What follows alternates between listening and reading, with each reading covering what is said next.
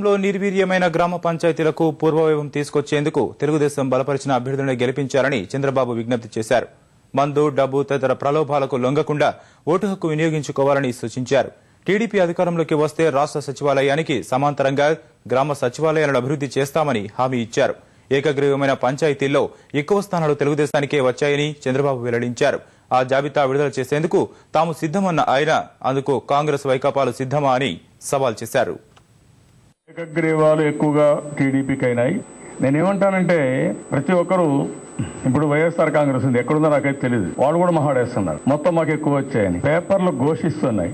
వీళ్ళు ఎక్కడా పోటీ చేయలేదు, పోటీ చేస్తే కాంగ్రెస్ తో గెలిచిపోయారు, లేదంటే వాళ్ళు కాంగ్రెస్ వాళ్ళు వైఎస్ఆర్ కాంగ్రెస్ అక్కడ గెలిచిపోయారని వస్తున్నాయి. అలాంటిది వీళ్ళు తప్పుడు లెక్కలు ఇచ్చి మాకు అన్ని వచ్చాయి ఇన్ని వచ్చాయని వాళ్ళ పేపర్ ఒకటి పెట్టుకున్నారు, అవినీతి పేపర్ పెట్టుకున్న పేపర్ రాసుకునే పరిస్థితికి వచ్చారు. ఇది చాలా దారుణం. మొత్తం సర్పంచులు ఎక్కడెక్కడ ఏకగ్రీవం అయినాయో మేము లిస్ట్ రిలీజ్ చేయడానికి సిద్ధంగా ఉన్నాం. కాంగ్రెస్ వాళ్ళు ఒకటి చేస్తున్నారు, కొత్తగా గెలిచిన తర్వాత వాడికి 1 లక్ష 2 లక్షలు డబ్బులు ఇస్తామని ప్రలోభ పెట్టి వాడు కండువా కప్పుతున్నాడు. వీడు బయట తిట్టేసి మళ్ళా నేను తెలుగుదేశం పార్టీ అంటున్నాడు. ఇది ఈరోజు జరిగే పరిస్థితి. నాకు ఆశ్చర్యం వేస్తుంది, ఎందుకు ఈ మరి చేస్తున్నారు నాకైతే అర్థం కావడం లేదు. ఏదేమైనా ప్రజలు నిర్ణయిస్తారు.